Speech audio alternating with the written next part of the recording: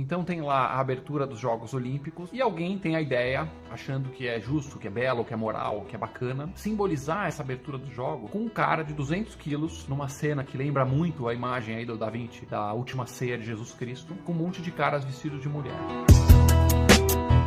Vídeo aqui, pessoal, todo mundo viu isso na internet, 1000 comentários, 1000 gente revoltada falando contra. A verdade é que existe todo um grupo de pessoas, um pacote de correntes de ideias que acha que isso é muito bom. Eu queria fazer esse vídeo aqui, tentar, o melhor que eu puder, tentar explicar como se fosse um fio condutor, uma sequência, tipo um DNA intelectual, um DNA de ideias, de como é que a gente foi parar nisso. Porque aí você vai entender da onde que tá vindo, vai entender como que eles pensam, por que isso foi pensado, e vai fazer sentido. E são ideias essas que estão também permeando a universidade brasileira, o meio acadêmico brasileiro, com um financiamento que vem, claro, do dinheiro público, dos impostos, que é o seu dinheiro. Então é você também, com o seu esforço, sem você querer, mas com o seu suor, com o seu trabalho, o seu dinheiro, estão financiando essas ideias no Brasil nesse momento. Já dizia o grande pai, um dos pais da psicologia, que é o Carl Jung, ele falava assim, mais do que as pessoas possuírem ideias, as ideias possuem pessoas. Ideias, memes culturais, pacotes ideológicos, se comportam de certa forma como se fossem vírus mentais, que vão passando de um em um,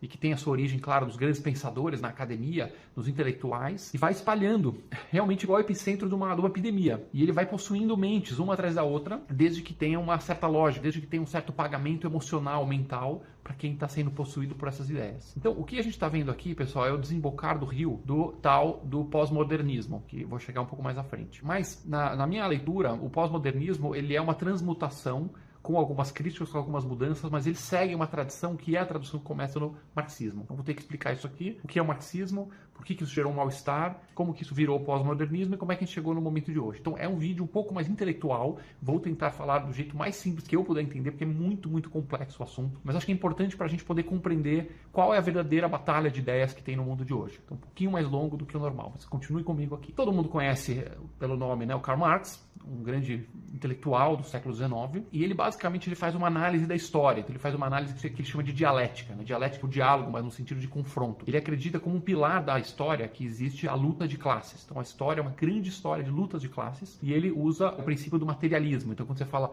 que Marx seguia o materialismo histórico, o que é materialismo? É a ideia de que as coisas materiais, o dinheiro, a produção de comida, a produção de roupa, as pessoas estarem com bem-estar ou não, isso é a força mais importante da história. E ele falava que essa luta de classes ela vem desde sempre e ela vai evoluindo com o tempo. Então ele era progressista, ele achava que tinha um progresso na história humana. Você tinha lá escravos de um lado e senhores de escravo do outro. Essas contradições, esse conflito de classes leva a um colapso do sistema escravocrata, leva a uma sociedade feudal em que você tem servos e senhores feudais, que leva depois para um outro estágio que é o tal do capitalismo, que o Marx estudou bastante, né? Inclusive no livro dele, O Capital, que é o estágio que ele entendia que estava naquele momento, né? Você tem os proletários, os trabalhadores que vendem a sua mão de obra, e você tem os burgueses, os ricos que contratam a mão de obra e exploram os proletários. Então, essa era a essência do que o Marx, os marxistas e todos esses intelectuais aí, socialistas, comunistas, pensavam na época lá do final do século XIX. E aí o que ele previu? Ele previu que o capitalismo, como é um jogo de soma zero, de exploração, vai ver que você tem a classe rica, você tem a classe média, você tem a classe dos proletários. Basicamente, os proletários vão sendo explorados mais e mais e mais, vão empobrecendo e vão ficando miseráveis. Então você vai tendo muitos e muitos trabalhadores miseráveis que não tem nada. E os ricos vão lutando entre si na competição, naquele estresse do capitalismo, vão ficando cada vez mais ricos, cada vez mais concentrados, e ele previa que a classe média, ou alguns iam subir, iam acabar virando milionário, depois 10 milhões, depois 100 milhões, depois 1 bilhão, ou a classe média, os poucos iam subir para os ricos, ou ia desabar para os pobres. Então ia dividir, a classe média ia sumir, ia ter cada vez mais pobres, e os mesmos ricos iam começar a se matar entre si, e os mais fortes iam tirando os outros. Então você ia ter um sistema em que ia concentrando o dinheiro, o poder, até que ele entrar num colapso também. Marx previa que isso ia acontecer nas sociedades avançadas, como a Alemanha, a Inglaterra, Estados Unidos. Ele não previu que aconteceria, por exemplo, na Rússia, que era um lugar relativamente atrasado. E isso seria uma revolução. Os proletários iam tomar o poder, iam implantar a tal da ditadura do proletariado, que ia ser uma ditadura muito benevolente, muito sábia, em que ia ter uns funstas lá bem iluminados, que iam reorganizar a produção. E ele basicamente dizia duas coisas sobre o mundo socialista comunista. Que o mundo socialista ele é mais produtivo, porque você não tem essa competição toda, esse desperdício de recursos, então ele ia ser materialmente superior. Ele tinha essa ideia materialista, né? Que a história ela é movida pelo material. E além de ser materialmente superior, ele é moralmente superior, porque dizia Marx que o capitalismo é muito mal, o capitalismo envolve exploração, envolve dominação,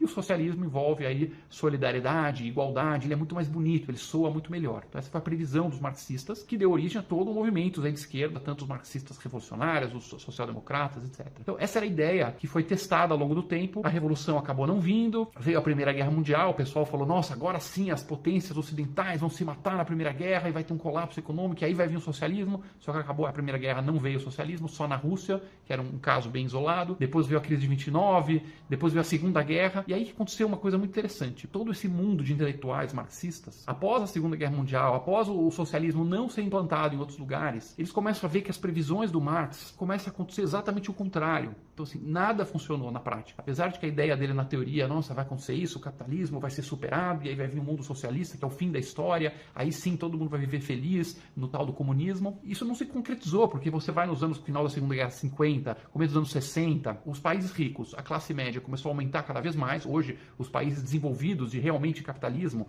como Nova Zelândia, Japão, e Canadá, e Coreia, Estados Unidos, e Alemanha, e Itália, etc. Esses países têm muita classe média, a miséria foi diminuindo, praticamente não existe mais miséria nesses países, a menos que o cara esteja com problema de drogas, e é uma coisa muito pontual, familiar, não tem gente morrendo de fome na rua, por exemplo, na Noruega ou em Portugal, etc.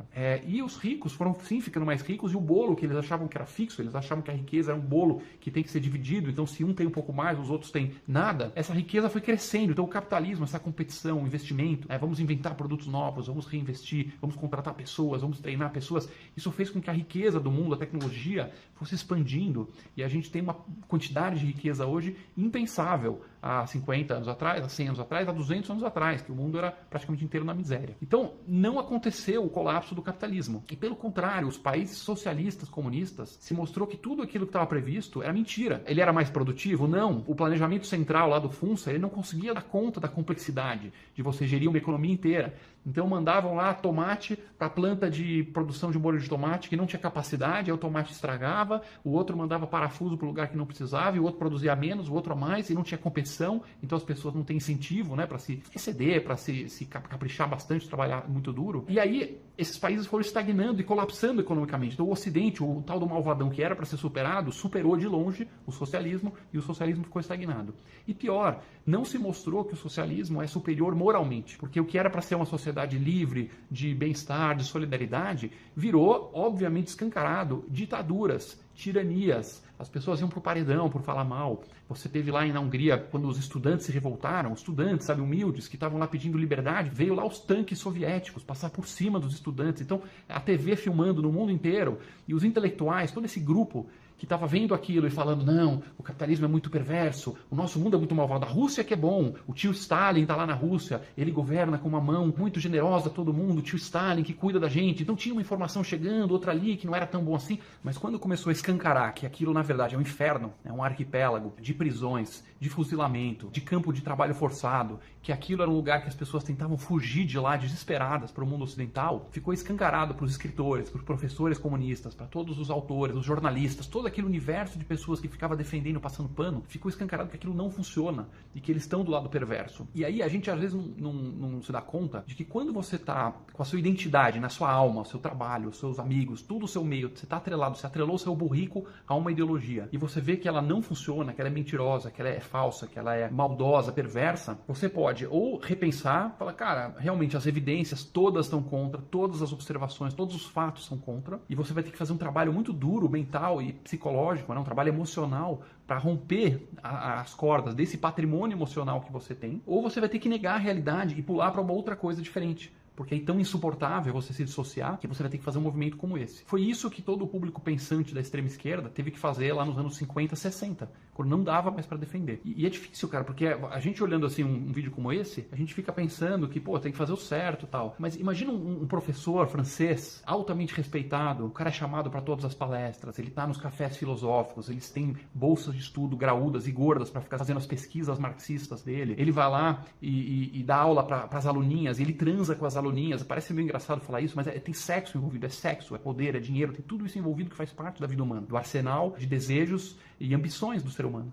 Então o cara tá lá como o deus intelectual que fala que o comunismo que vai superar o capitalismo, que o mundo é muito ruim, cuspindo no prato que ele come, porque ele depende dos impostos coletados naquela sociedade e tá assim transando com as aulinhas que ele dá aula de pós-graduação e que ele dá orientação. Imagina ele ter que admitir que aquilo tudo é uma mentira e que na verdade ele estava do lado perverso, do lado podre. Então é nesse contexto, pessoal, dos anos 60, especialmente inicialmente na França, mas depois na Alemanha e outros países da região, da Europa, você começa a ter uma transmutação, você começa a ter uma nova ideologia que ela nega Marx em algumas coisas, mas ela empresta alguns elementos importantes, como essa tal da dialética, a ideia de que existe um conflito, mas agora não é mais de classe, é um conflito, por exemplo, de raça, um conflito de gêneros, é um conflito de orientação sexual. E aí você tem alguns nomes muito influentes, como por exemplo Michel Foucault, ele trouxe uma ideia desconstruindo uma coisa que Marx concordava, digamos assim, com o mundo capitalista, é uma ideia moderna, uma ideia do mundo iluminista moderno, que foi criado e construiu todo esse mundo de riqueza que a gente vê, é a ideia da ciência.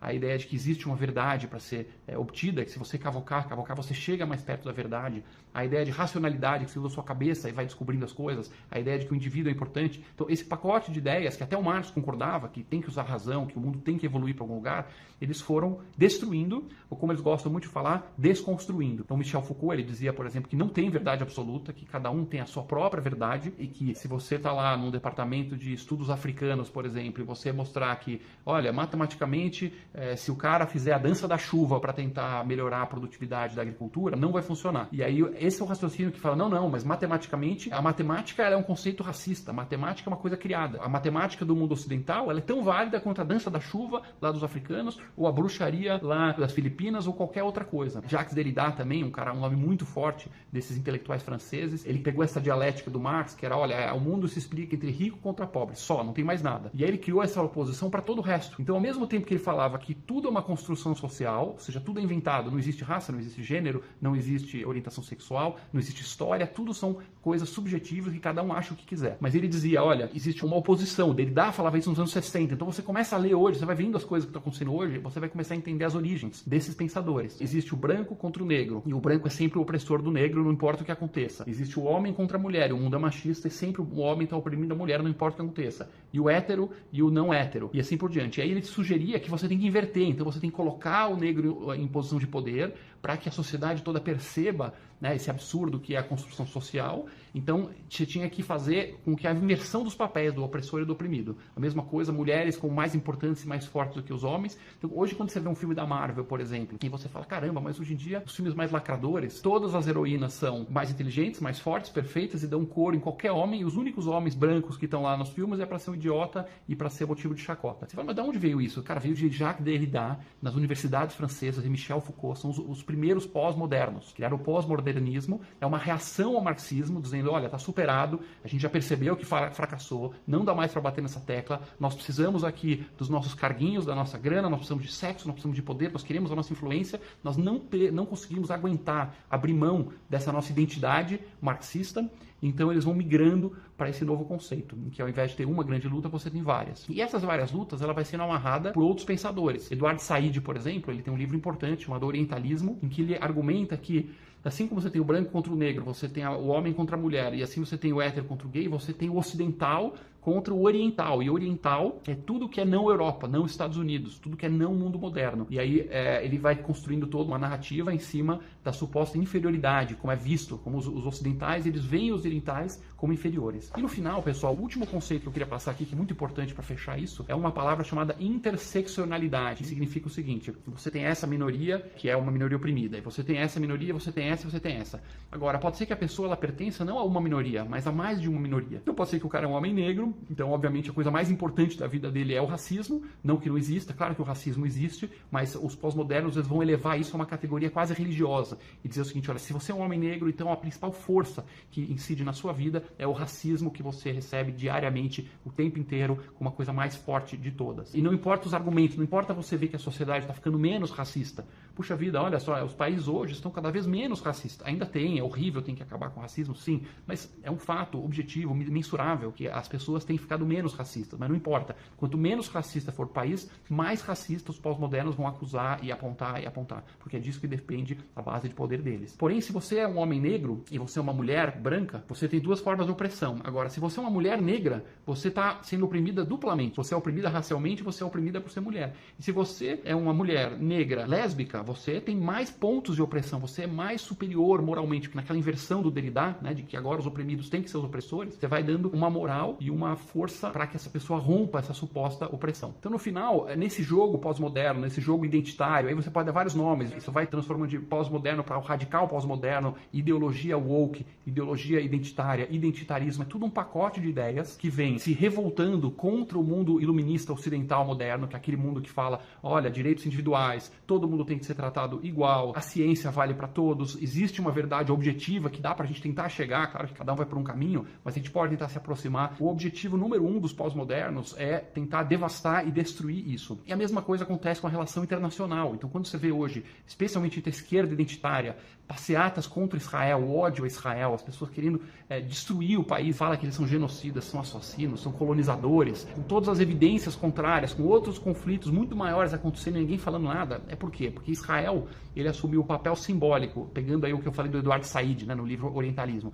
Israel virou o branco simbólico, apesar de que é mentira, porque em Israel mais da metade da população não é branca, são judeus negros e judeus do Oriente Médio, mas enfim, não importa, porque não importa os fatos. O pós-modernismo, ele justamente fala que a objetividade, os fatos, eles não valem nada. Então Israel virou o branco simbólico e os palestinos, por exemplo, são o preto simbólico. Então, portanto, ele tem que ser sempre vítima, não importa se ele vai lá e sequestra crianças, não importa se eles estupraram, não importa se eles começaram uma guerra assassina, mas nessa ideologia as coisas são dadas não pelo que você faz, não pelo que você pensa, não pelo que você escreve, mas sim por qual grupo identitário você é. Quantos pontos de opressão lá a pessoa tem? Ah, eu sou da uma raça oprimida, um ponto. Ah, eu sou do gênero oprimido, eu sou da orientação sexual, etc. E é muito curioso que quando você pega o homem branco, hétero, o que resta a ele nessa interpretação? Ou ser um eterno pedidor de desculpas, sempre ajoelhando no milho, pedindo desculpas por existir e confessando todos os seus males, seus e dos seus antepassados, e falar, puxa vida, como eu tenho privilégio branco, nossa, eu sou muito privilegiado, eu sou um opressor, me desculpa e tal. E bater a cabeça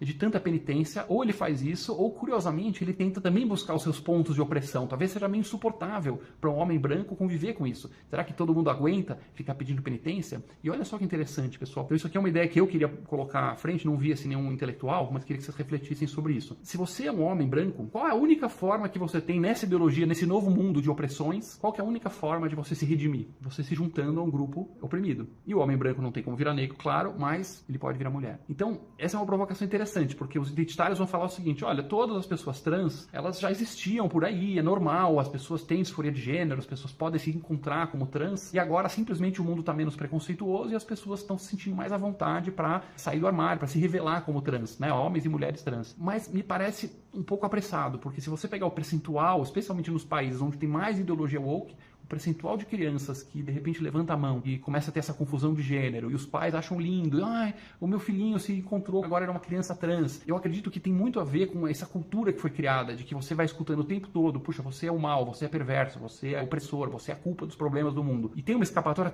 se eu virar mulher, se eu levantar a mão, de repente todos os professores vão ficar loucos, os intelectuais vão falar, nossa, se revelou como trans e agora você tem pontos de opressão também, então você pode fazer parte, você agora é do lado do bem e todo mundo quer ser do lado do bem. Então, pessoal, o que nós estamos vendo na minha leitura é basicamente uma ideologia, um vírus mental, tal do vírus woke, que realmente vai de mente em mente, levando tudo, arrastando as coisas ao seu alcance, que nasceu desses influenciadores pós-modernos dos anos 60, como eu mencionei Foucault e Derrida e Said e os interseccionais e todos os outros, que por sua vez veio de um mal-estar de marxistas e esquerda em geral, um mal-estar com o fato da ideologia deles ter fracassado, ter colapsado. E o que ela quer? Ela não propõe nada, porque os pós-modernos, eles são muito difusos. Ela quer, no final do dia, destruir o mundo ocidental. E nisso ela encontra uma série de aliados. Então você está vendo hoje, de um lado, o mundo ocidental moderno, a ideia de separação de poderes, de democracia, de direitos individuais, de objetividade, de racionalidade, de produzir, de capitalismo, de competição, de liberdade econômica. Você vê esse pacote em ameaça.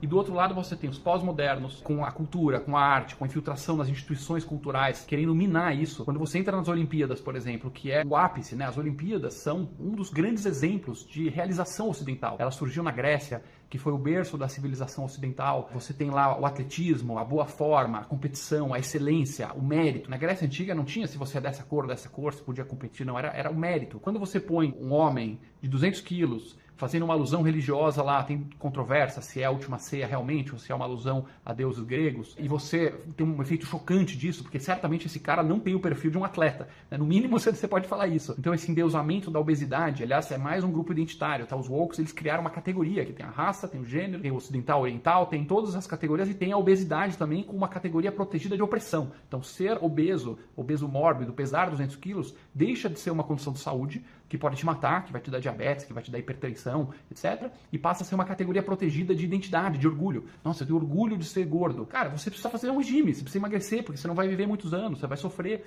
com essa condição. E isso é destruído pelos pós-modernos. Então, de um lado esse mundo ocidental, do outro lado os pós-modernos, você tem o mundo islâmico também, que também odeia o mundo ocidental, porque odeia a separação de religião e Estado. Você tem as ditaduras, misturando um pouco a salada aqui, mas você tem China autoritária, você tem Rússia autoritária, você tem Irã, são ditaduras que também estão interessadas em minar e destruir o mundo ocidental. Então, por isso que a gente vê essa repercussão tão grande e uma influência tão grande dessas ideias na grande batalha ideológica que tem hoje. Vamos supor que você é o Vladimir Putin da Rússia, no meio da guerra de invasão lá da Ucrânia, ou você é o Xi Jinping da China e você quer enfraquecer os seus adversários, você quer enfraquecer o Ocidente, não como adversário militar e econômico somente, mas também como adversário ideológico. Você não quer que seu povo olhe para os Estados Unidos, olhe para o Canadá, olhe para a França, Inglaterra e fala, caramba, aquilo é uma alternativa ao autoritarismo que tem aqui na China. Você quer minar. Quem melhor do que os pós-modernos?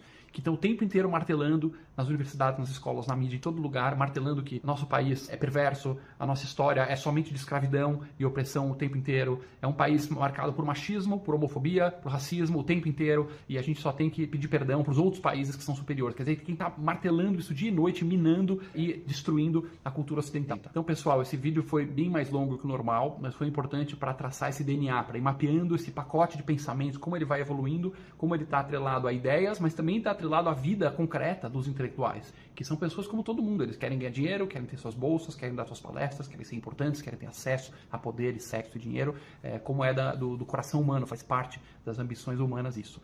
E agora acredito que nós estamos num momento aí de virada, de certa forma, está tendo bastante reação ao identitarismo, não só por parte da direita, mas também uma boa parte da tradicional esquerda, como os social-democratas, o pessoal falava, eu sou o traditional left, o traditional liberal, que acredita que as pessoas têm que ser tratadas por igual, que o mundo dos sonhos é um mundo em que raça deixe de ser importante para tomar as decisões, e não um mundo em que as cotas são automáticas e os grupos de poder são invertidos e colocados de qualquer forma para saciar essa obsessão por uma guerra de poder que existe no mundo. Então nós vamos ver nos próximos anos e nas próximas décadas o desfecho disso. Acredito que tem muita coisa em jogo. O futuro, a sobrevivência do mundo ocidental vai depender dessa batalha, porque não tem como ficar as duas coisas. Se você acredita no progresso, na ciência e na racionalidade, você vai ter o mundo evoluindo, as coisas crescendo, a economia, os países fortes e aptos a se defender. E se você acredita no outro pacote, de que nada é objetivo, de que o mundo é uma grande guerra permanente de poder entre grupos opressores e oprimidos, você vai ver as pessoas rachando, a sociedade colapsando, a economia em declínio, e provavelmente vai ver em algum momento a destruição completa do mundo ocidental, substituída por alguma outra coisa. Espero que você tenha gostado desse vídeo nesse formato. Se você gostou, siga o Ranking dos Políticos nas redes sociais.